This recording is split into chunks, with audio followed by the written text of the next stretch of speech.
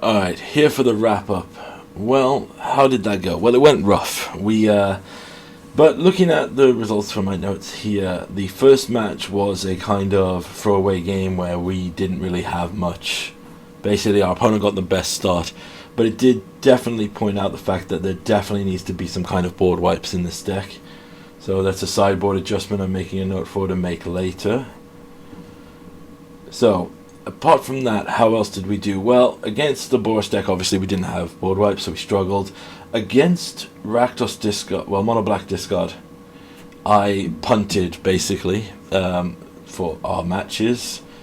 The biggest one was definitely not knowing what my lands were, because I have the fancy borders, and I thought this was Rafine's Tower, because I'm still learning that.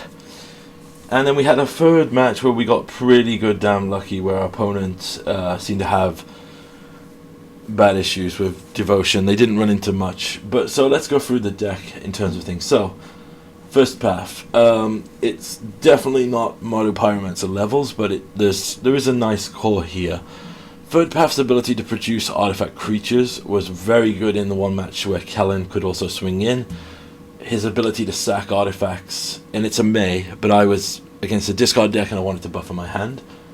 He's always been impressing me, Kellen has. I think he's secretly low-key really good. Maybe a 2 of. He's not a full playset, but he's really good. So those two synergies work well. The third path worked great with a lot of our spells here. Obnixilis, when he came in, was clutch in the end. In other testing matches I did off camera, Obnixilis was also just great. Even just having double... each opponent loses 2 life or discard a card is great, because it's 4 damage a turn, which is really sick, and if you can get other things going. Nothing to say about our boy Edgar. S triple rank, like, I probably need to buy the super fancy foil version of this for my main deck that I play in paper, because he's continues to impress me. Aside from that, what I found was, and it might be more to do with the mana base, but I found myself using Soul Search way more. There's definitely a nice synergy between these two. Like, for Erasure, the Surveil is really good. We've seen with the Surveil lands how good Surveil is. But exiling a card from a graveyard, current meta, is like really good. Like, getting a 1/1 will probably never happen in this.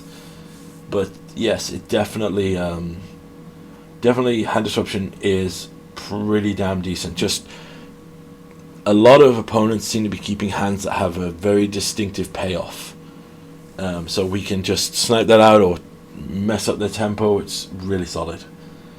Cosmic Rebirth, another thing. Urgent Necropsy.